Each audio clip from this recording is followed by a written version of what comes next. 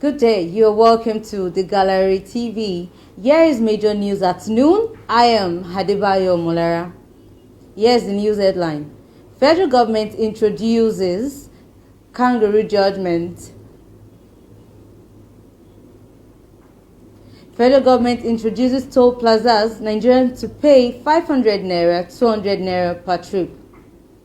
Mohammed Fawehimi did justice to memory of late father Buhari Mons. Oshpopi, 31 Northern lawyers volunteer to defend Kyari against FBI. On business news, Shell agrees 45.9 billion naira Ogoni oil spill payment 10 years after judgment. Redeployment, sacking prepare us for unbottling, says NNPC. Nigeria's VAT eats 1 trillion naira in 6 months, says NBS. On foreign news, Biden forged ahead where Trump and Obama failed on infrastructure and Afghanistan. Philippine vaccination hubs open 24 hours as Delta threat grows. Now on sport news. Kwara United awaits CAS cast response after NFF kangaroo judgment. Now the news in details. Federal government introduces toll plazas, Nigerians to pay 500 naira, 200 naira per trip. Nigerians to pay 500 naira, 200 per trip. The Federal Executive Council has approved the introduction of toll collection on some collection on some dual carriage ways across the country.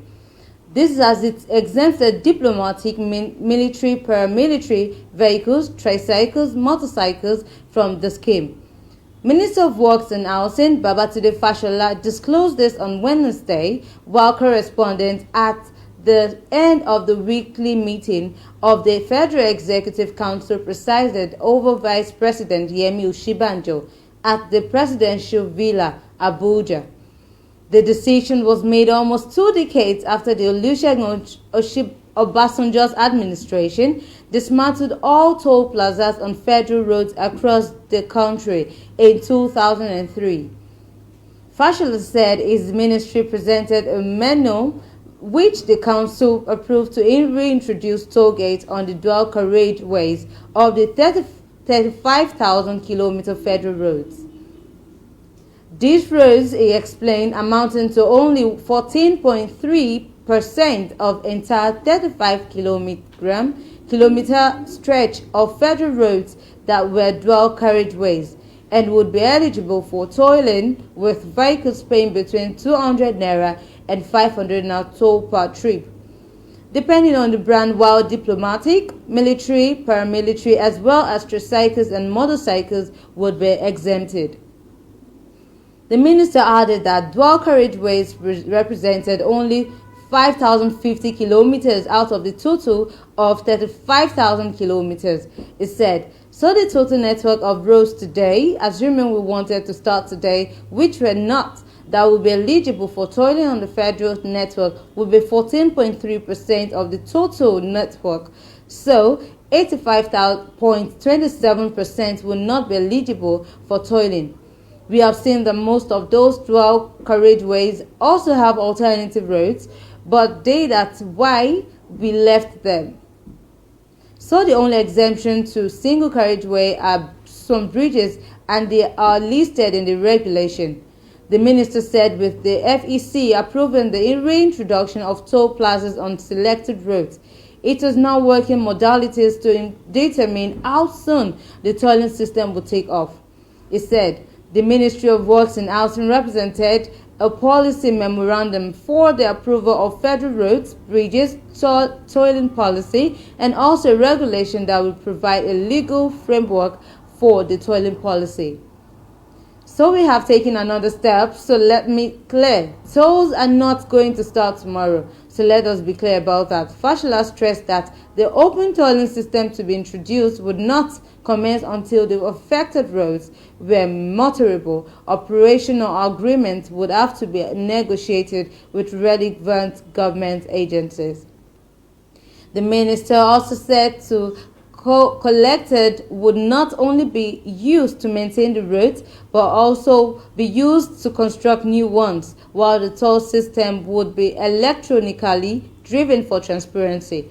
Fashola noted that federal government consulted widely with public and private sector stakeholders before agreeing to reintroduce toll on federal highways.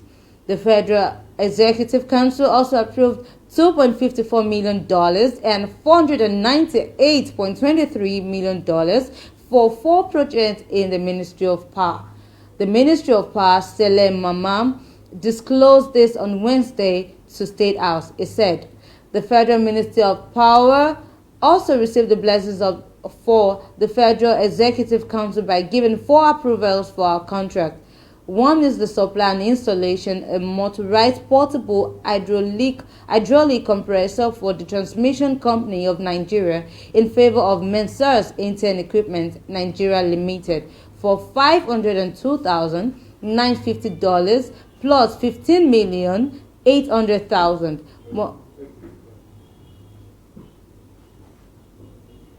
Mohammed Fawayimi did justice to memory of late father Buhari Mons. The President, Major General Muhammad Buhari, retired as mourned human rights activist Mohammed Fawayimi, saying he did justice to the memory of his late father, Gani Fawayimi. This is as he commiserated with the family of the deceased over the death of their son. This was disclosed in a statement issued by the Special Advisor to the President on Media and Publicity, Femi Adesina, on Thursday. Hush Puppy 31 Northern lawyers volunteered to defend Kyari against FBI. A group of 31 lawyers from Northern Nigeria on Wednesday volunteered to render free legal services to the former commander of Inspector General of Police Intelligence Response Team, Abba Kyari.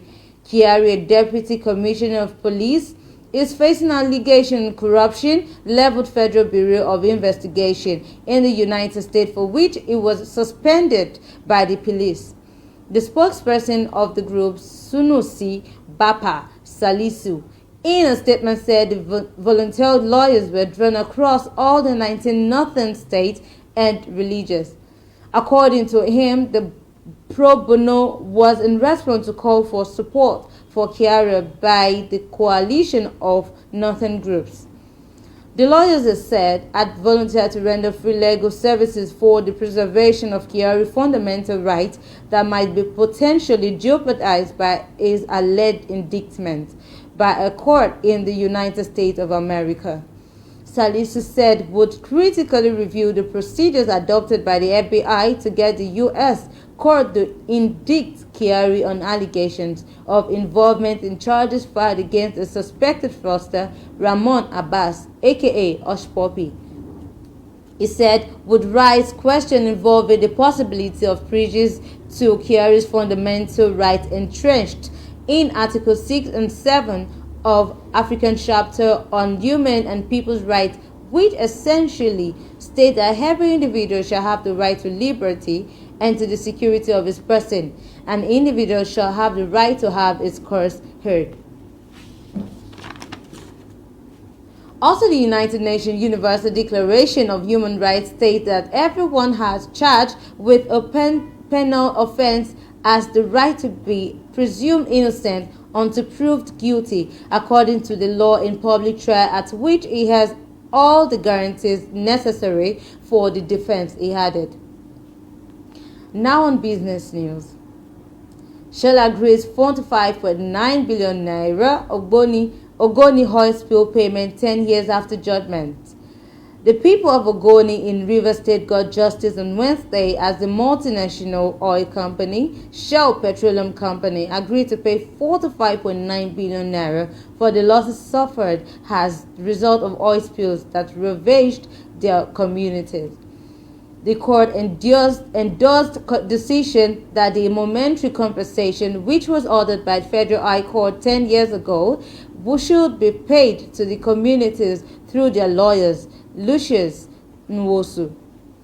Shell's lawyer Haman Ejalamo San had disclosed Shell's acceptance to pay before Justice Ahmed Mohamed of the Federal High Court Abuja on Wednesday.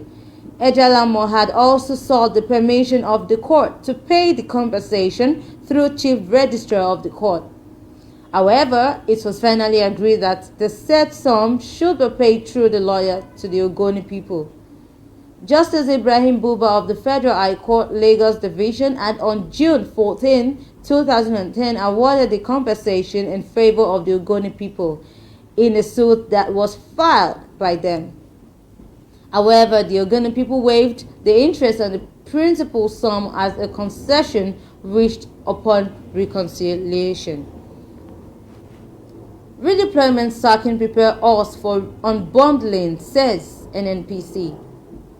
The latest shake-up that led to the redeployment, promotion and sacking of some senior management workers at the Nigerian National Petroleum preparation for the proposed unbundling of the oil firm. It was learned on Monday. Officials of the corporation stated that move was part of the plans by NNPC to implement the recommendations contained in the Petroleum Industry Bill, which had been passed by National Assembly. This came as oil dealers under the aegis of Independent Petroleum Marketers Association of Nigeria told our correspondent that the government should ensure that the speedy implementation of the unbundling of NNPC as proposed in the Petroleum Bill. Although the bill had yet to be assented to by the President, Major General Muhammad Buhari, retired, it recommended that the corporation be transformed into a limited liability company. It read in part, the minister shall within 6 months from the commencement of the act cause to be incorporated under the Companies and Allied Matters Act, a limited liability company which shall be called Nigerian National Petroleum Committee Company Limited.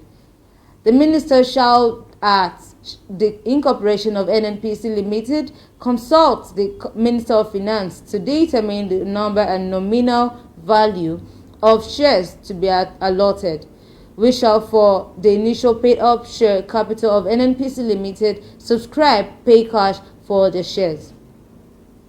And while the corporation made new appointments ahead of its incorporation into a new entity as proposed in the PIB, its Group General Manager, Group Public Affairs Division, Kenny Obaturu, said the whole process of unbundling will help when the bill is assented to. However, like in any serious organization, when you anticipate that something will happen, you can begin to prepare yourself without necessarily having to take specific actions in that regard.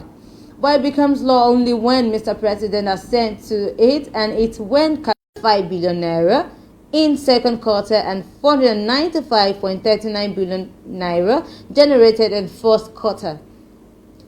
The figures were contained in the Sectoral Distribution of Value-Added Tax report released on Tuesday by the National Bureau of Statistics. The report read, Sectoral Distribution of Value-Added Tax data for Q2 2021 reflected that the sum of 512.25 billion naira was generated as VAT in Q2 2021 as against 496.39 billion naira generated in Q1 2021 and 327.2 billion naira generated in Q2 2020, representing 3.20% increase quarter on quarter and 56.56% increase year on year. The NBS disclosed that out of the total VAT generated, 187.43 billion naira constituted non-import VAT locally, while 207.69 billion naira was generated as non-import VAT for foreign. The balance of 117.13 billion naira was generated from the Nigerian Customs Service import VAT.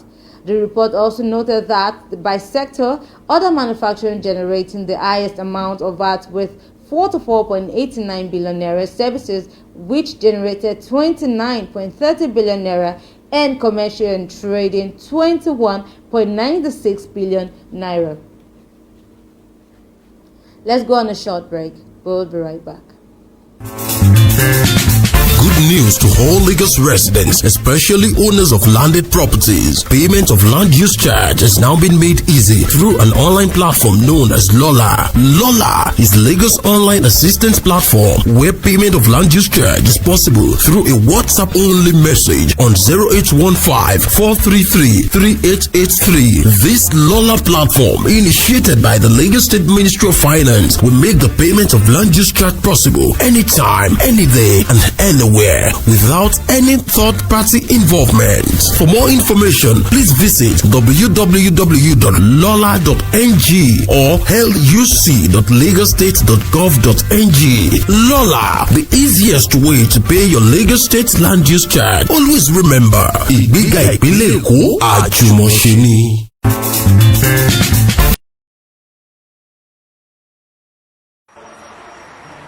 In life, you can never be too sure who to trust.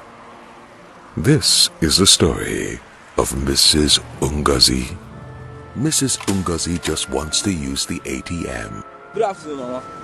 Let me help you out with your withdrawal. You don't need to stress yourself. Thank you, but I can handle it myself. The man is just being kind, right? He just wants to help, right? Wrong. All he needs is a good look at the pin. Will he succeed?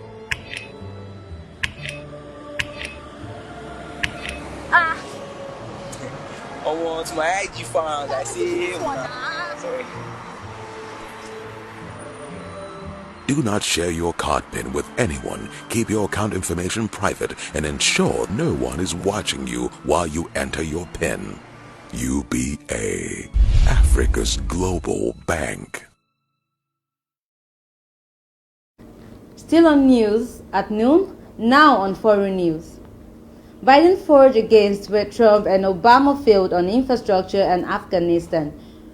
Biden's triumph in Senate unfolded as the news from Afghanistan becomes ever more alarming and increasing the likelihood of the Taliban takeover, which will be seen as a direct consequence of Biden's decision to get all U.S. troops home.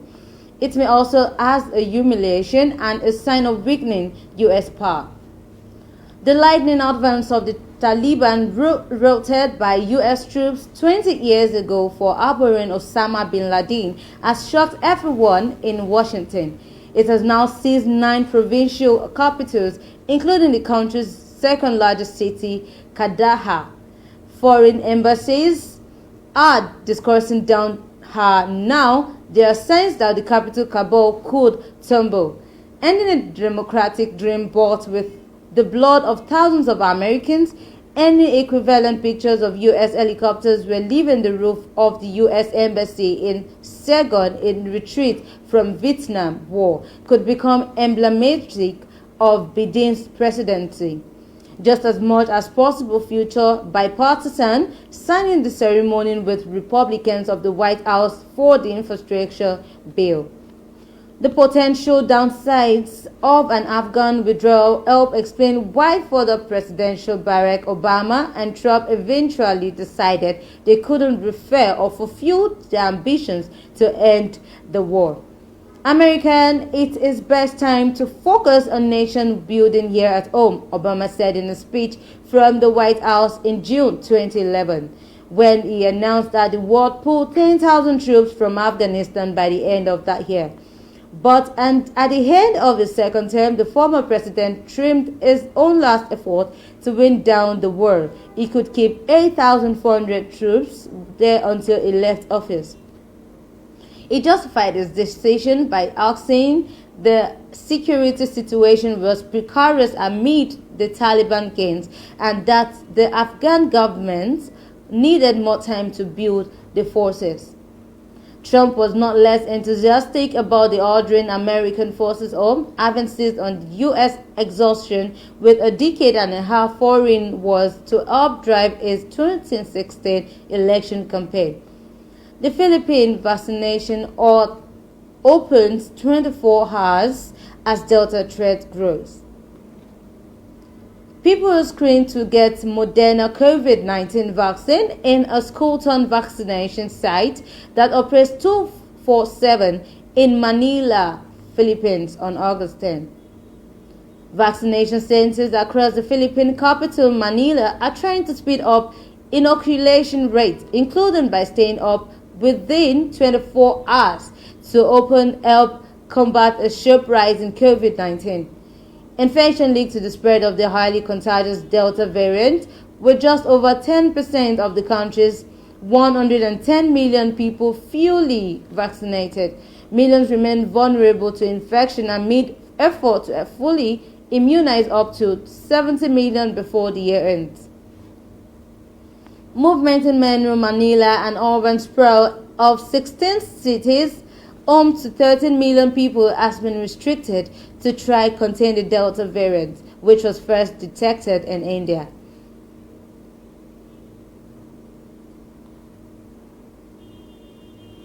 Joan Carbonell, who works as a supervisor in a Manila vaccination hub, said the decision by some hubs to open the 9th was also to limit crowds in the morning as people scrambled to get a shot. Now on sport news. Kwara United awaits CAS response after NFF Kangaroo judgment.